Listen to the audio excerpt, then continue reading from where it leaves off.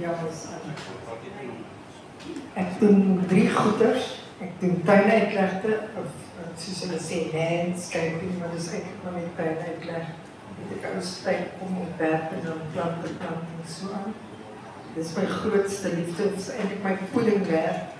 En dan doen ek toerisme, ekotourisme na veral na Madagaskar ook na Makwaland en Karoo en oor en Zululand, so baie lekker om naartoe te gaan. Daar was nog ongeskonde goeders. En dan die derde ding is doen omgewingskonsultasiewerk.